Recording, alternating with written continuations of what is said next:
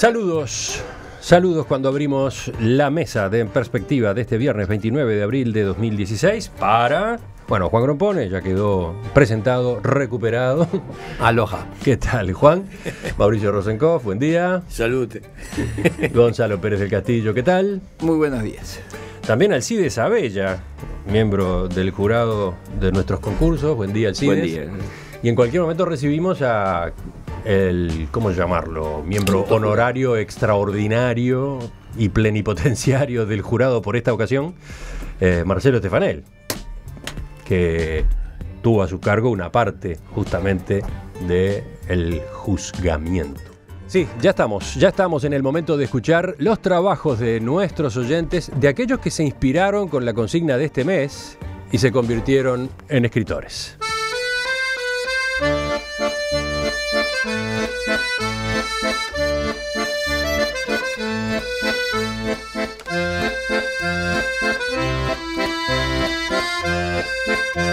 Ya vamos a reconocer la tarea de quienes nos enviaron sus textos para participar en una nueva etapa del concurso de cuentos breves de En Perspectiva.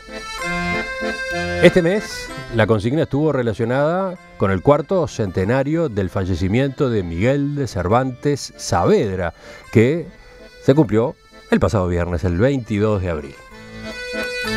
Como homenaje al autor de Don Quijote de la Mancha, les propusimos a nuestros oyentes que escribieran cuentos quijotescos. Alcides, ¿cómo la viste? Muy diversa, múltiple, enriquecedora sobre todo, porque de alguna manera, como en clase uno trabajó muchas veces Don Quijote, asombra la cantidad de otras miradas que puede haber sobre un texto tan formidable. ¿Algo más que tengan para decir antes de que nos zambullamos en la escucha? Juan. Sí, creo que comparto ese punto de vista. Creo que hay distintas visiones de lo que quiere decir quijotesco, ¿no? Es decir, que es un espectro muy amplio de interpretaciones. Sí, no necesariamente había que escribir cuentos donde el Quijote fuera protagonista, no, claro. o que, digamos, reprodujeran o se inspiraran en el estilo del Quijote. Había otras formas también, ¿no? Cada época tuvo su Quijote. Exacto. Pero acá con estos cuentos vemos que todavía los contemporáneos tienen múltiples miradas sobre esta obra maravillosa. Sí. Vamos a empezar. Empecemos por conocer a quienes llegaron hasta las últimas instancias. Y como siempre, en ese ceremonial, el primer turno es para la lista de nominados, que fueron en esta ocasión 13. ¿Quiénes son los nominados, Juan? Explique. Los nominados son los que tienen al menos 2 votos del jurado. Vamos a citar los seudónimos de los autores por orden alfabético y tendrán su aplauso. Todos ellos llegaron lejos. Anaxímenes, Belladonna, Betelgeuse. ¿Habrá alguna forma especial de pronunciar este? Betelgeuse, la estrella. Colibrí, Concierto, Crisa, Crusoe, Dulcineadaya. Dulcinea de allá, ahí está. Dulcinea 2016, Galaor, Manchego 456, Marquesa, Oración del Remanso. Muy bien. Todos ellos estuvieron presentes en el sitio web de En Perspectiva en estos días porque entre los trabajos de esos seudónimos hubo que elegir, los oyentes pudieron elegir el premio de la audiencia. Seguimos ahora con los cuentos en sí mismos, poniendo al aire cuentos. Y lo que corresponde es que demos paso ahora a los que fueron elegidos por los integrantes del jurado. Recuerden, estos no son necesariamente los que cada uno de ellos seleccionó, votó a los efectos del 1, 2, 3. Son los que prefirieron individualmente para leer. Empezamos por el de Alcides, el que tomó y leyó Alcides. El título del cuento, Personaje busca autor, el seudónimo Anaxímenes.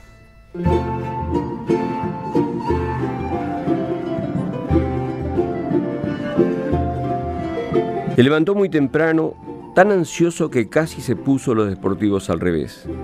Diligente como era, se lavó los dientes moviendo el cepillo con fuerza y determinación hasta sentir en su boca la abundante espuma mentolada.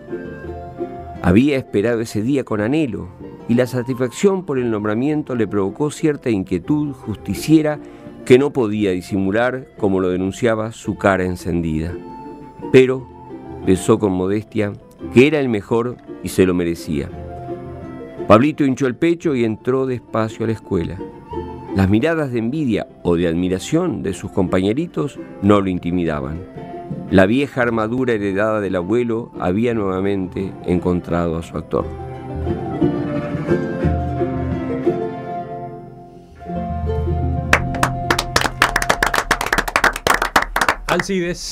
Alcides, contanos, ¿por qué lo elegiste? A ver, quiero ser lo más corto posible porque me entusiasmaba el tema. Mira.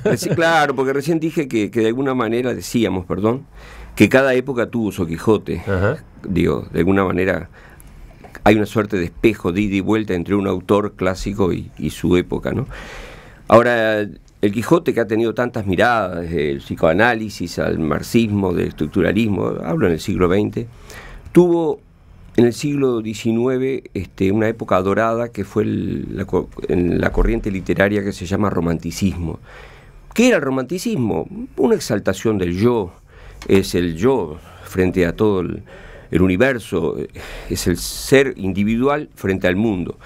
Esa corriente literaria que también se irradia en la música, por supuesto, y también en la pintura, es cautivante y pasó el tiempo, vino un siglo XX bastante frío y demás, pero el romanticismo, creo, se mantiene como corriente literaria, como sensibilidad. Y yo creo que en este niño, la historia es muy simple, es un niño que seguramente tiene una representación teatral en la escuela, está nervioso, tenso, ansioso, se pone, apenas le cuesta vestirse además, y allá marcha con la vieja armadura heredada de su abuelo, marcha a representar el papel de Don Quijote. Pero este niño, como nos tocó a nosotros también a los 7, 8 años, este niño no va a representar al Quijote, este niño es Don Quijote. Y este niño, creo, como Don Quijote, quiere deshacer entuerto, proteger a los débiles, impartir justicia, buscar la belleza y el bien. Y esa etapa de la vida me parece maravillosa. Me da lástima que la perdamos y ojalá un día volvamos de vuelta a tener la pureza suficiente para blandir una espada, colocarnos una armadura y salir de nuevo por los campos a defender los débiles e impartir justicia. Por ese lado, la mezcla entre la corriente literaria, la experiencia individual y hasta la ternura y la transparencia, por eso me gustó. Y se emociona, Alcides. Sí, se emociona cuando habla. ¿Quién es Anaxímenes? ¿De quién es este cuento? De Arturo Castellá. Cédula de identidad 1.170.538-2. Vamos al cuento que prefirió Gonzalo.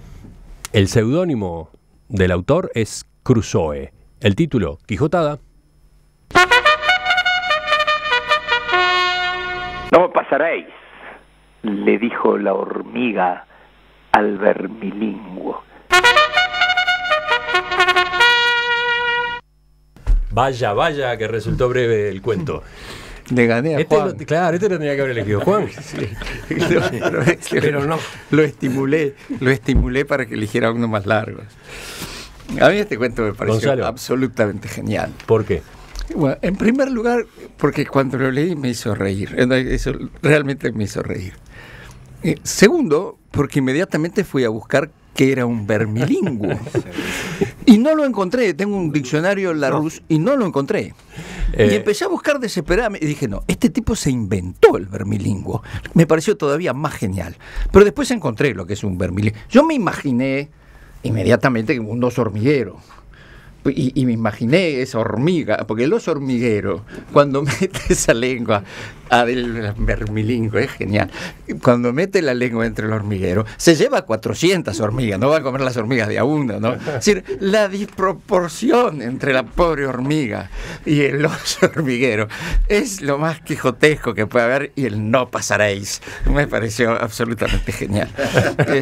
No hay nada más quijotesco. No eras el único desconcertado por el término. En la página de nuestra web, sí, donde estaban publicados los cuentos, abajo más de uno de los que escribió comentarios Dijo, recuerdo uno que decía, admiro a los que eligieron o votan por el de Anaxímenes, porque no sé lo que quiere decir vermilingüe. Vermilingüe.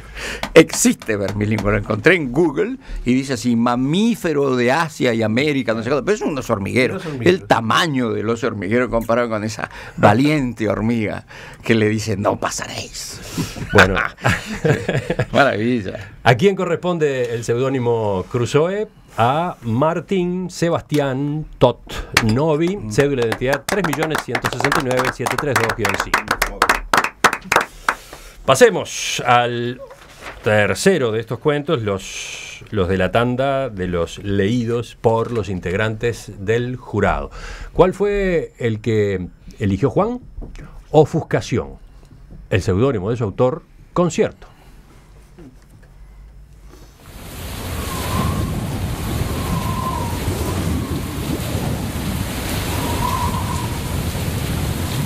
Alucinado, el viejo director de orquesta empujó las sábanas, tomó el bastón, abrió el amplio ventanal y se enfrentó a la tormenta.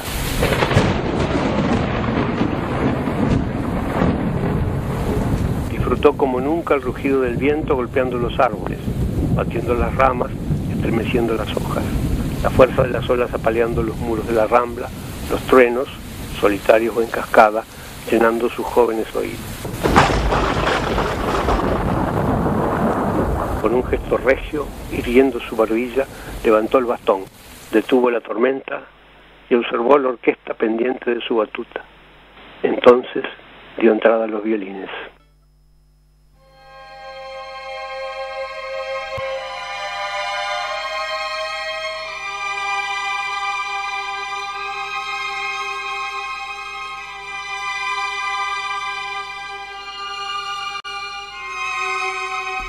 Juan. Bueno, no elegí Crusoe, ¿eh? No elegí el cuento del vermilingüe para demostrar que no elijo por el más corto. Porque llegaste tarde. No. Esta es la excepción que confirma la regla. Elegí porque es un director de orquesta, es decir, es totalmente lejos de la imagen que uno puede tener del Quijote. Es el director de orquesta anciano que ve una tormenta y que en determinado momento, algo así como recuerda su juventud o regresa a su juventud, porque el viejo en determinado momento habla de sus jóvenes oídos, sí. De sus jóvenes oídos, de modo que hay una transformación de la tormenta en la situación en que se ve un director antes de empezar a dirigir, ¿no? Es decir, la tormenta pasa a ser interior y pasa a concentrarse en la partitura. Y bueno, y yo pedí que se ilustrara con la música del preludio del cuarto acto de la Traviata, que precisamente empieza con esta música de violines, porque lo primero que me imaginé, dejando de lado las olas sobre la rambla, era a Toscanini. A Toscanini, que era un viejo maldito, es decir, un dictador de la orquesta, que era capaz de decirle a la tormenta que parara, ¿no? Y era capaz de precisamente dirigir a partir de eso la Traviata. Además, Toscanini dijo que los preludios de la Traviata era lo que él dejaba como herencia, como recuerdo, ¿no? De modo que todo eso es el aspecto quijotesco de este viejo joven director de orquesta. ¿Y quién está detrás de este cuento? ¿Quién está detrás del seudónimo? Ana W. de Luxemburg. Anita.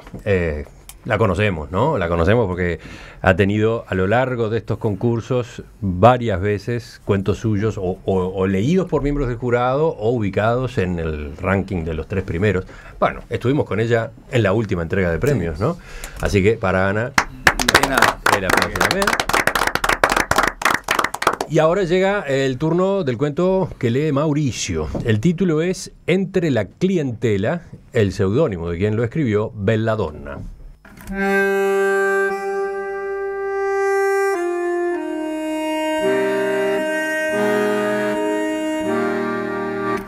La invitó a subir una vez más con la idea de que la frialdad de su espíritu se debía a las noches de ropa ligera y frío en aquella esquina oscura y que el calor de un café caliente la volvería más afable.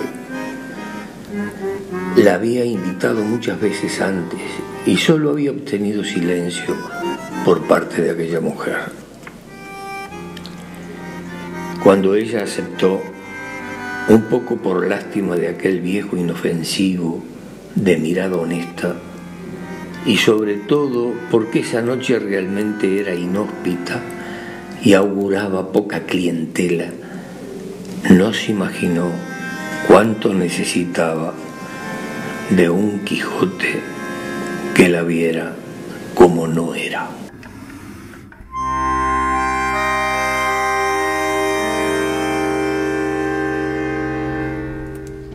Mauricio.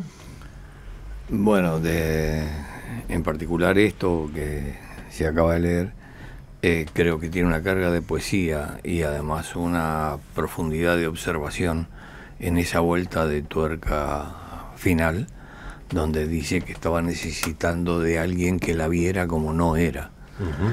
Entonces, creo que entra dentro del pelotón de los mejores cuentos de este envío, y creo además que no hay desperdicio de una coma, de un punto. Describe con 4 pinceladas toda la situación con un estilo muy leve y muy delicado, ¿no?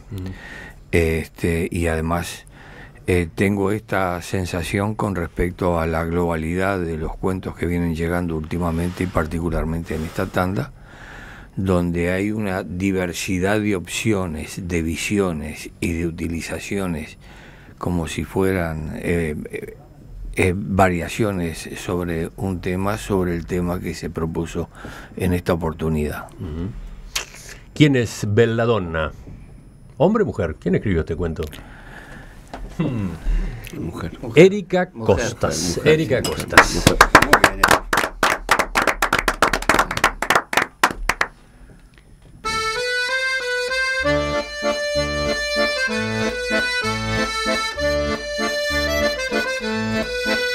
Seguimos en la mesa de este viernes 29 de abril de 2016. Seguimos escuchando el resultado, todo lo que dejó este llamado de este mes en nuestro concurso de cuentos, los cuentos quijotescos que les habíamos pedido. Un llamado que tuvo características singulares, entre otras cosas por el viaje de Juan, que llevó a que Marcelo Estefanel fuera invitado a formar parte del trabajo del jurado. Así que esta vez tenemos un jurado a 5. Y como cada uno de los miembros del jurado tiene derecho a elegir un cuento, le damos a Marcelo también esa posibilidad. Por eso, ahora mismo escuchamos el que él lee. El título: Quijote electrónico. Su autor, el seudónimo, Manchego 456.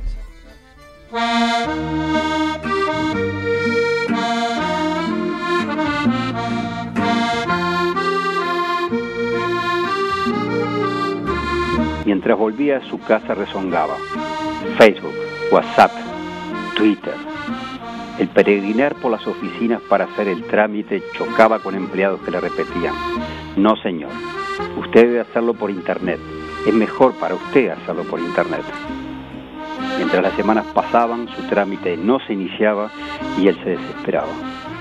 Todo ese mundo de celulares y computadoras le era ajeno. Pero él era viejo, no analfabeto.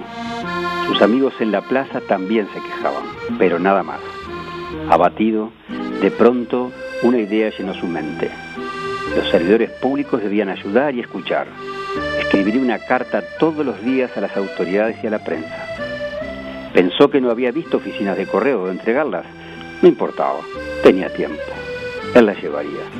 Con renovada energía, empuñó su lapicera y arremetió contra la hoja de papel. Ahí él leería y se uniría a su cruzada. Entonces, recién entonces, se sintió bien.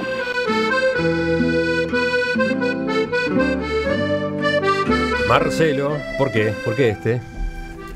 Porque dentro de esas 2 ramas que describí anteriormente, este es el típico cuento de una quijotada presente y de un hombre real, de un viejo real actual, que no entiende el cambio tecnológico como muchos, aún no lo entiende, jóvenes, viejos, tampoco lo entienden.